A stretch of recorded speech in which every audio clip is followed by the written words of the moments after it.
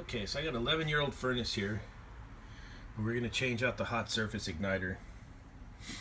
I like to use the OEM whenever possible, but sometimes that's just not feasible and you have to go with the universal. And I'm going to show you the one I use and I keep on my truck today. So I'm going to go ahead and pull out the old hot surface igniter. This is a Bryant 80%er. These ones are usually pretty easy to work on.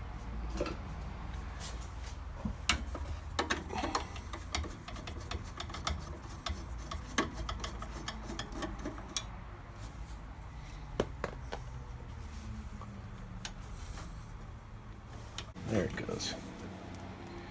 And see, that one was ready to break off right there, just like that. Okay.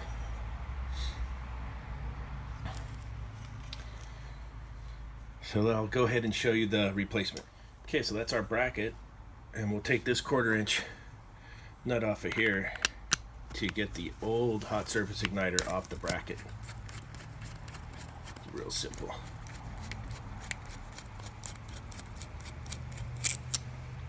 It goes through there like that, and then it comes down like that, and that's our bracket.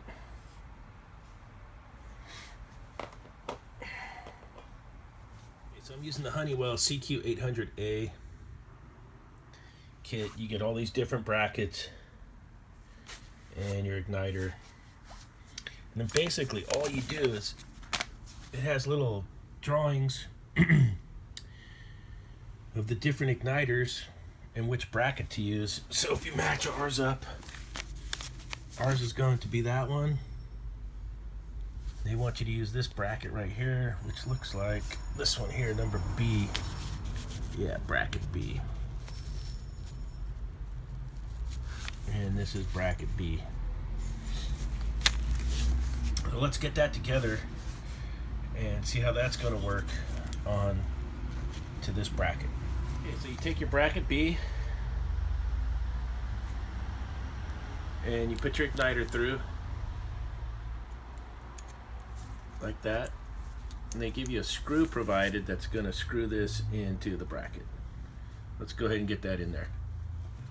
Okay, we got the screw in, it's mounted onto there. Now let's mount this bracket onto our OEM bracket.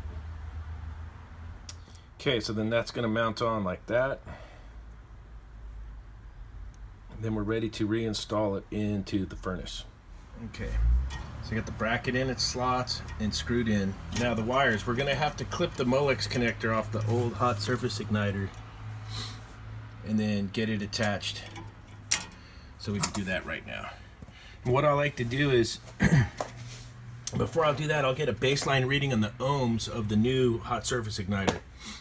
And we'll know what the ohms are as it was new, so we can make a note of that. Okay, I got my leads hooked up. I got my ohms going here, and I'm at 50.5 ohms. And I'll mark that down so in the future, if we have to, we'll know what the original ohms reading was on this hot surface igniter. Okay, I got the molex connector off the old hot surface igniter. You do get 2 porcelain wire nuts.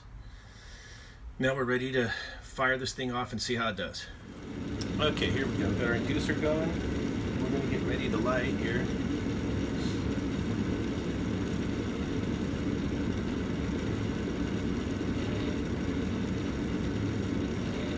And here comes the orange glow of the hot surface igniter.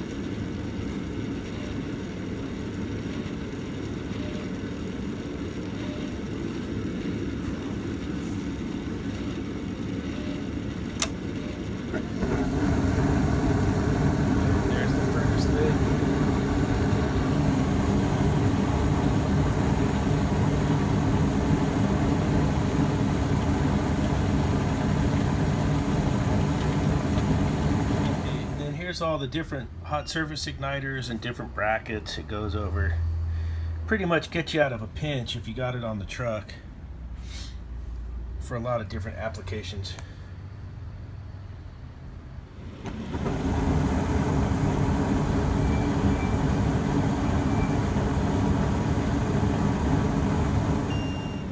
Okay, so Now I got my meter hooked up to the hot surface, the flame sensor. Meter hooked up to the flame sensor, through the flame sensor through my meter.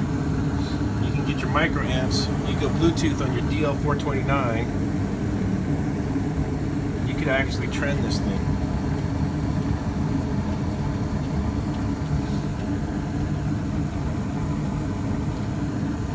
So you could actually, with the DL429 in your meter, you can actually trend your flame sensor.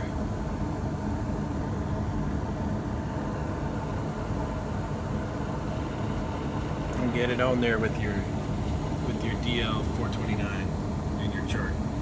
It's holding steady, so that's why the graph is like that. 5.8 microamps DC.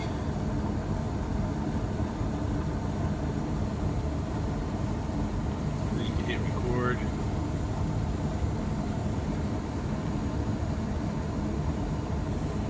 Get your little chart going.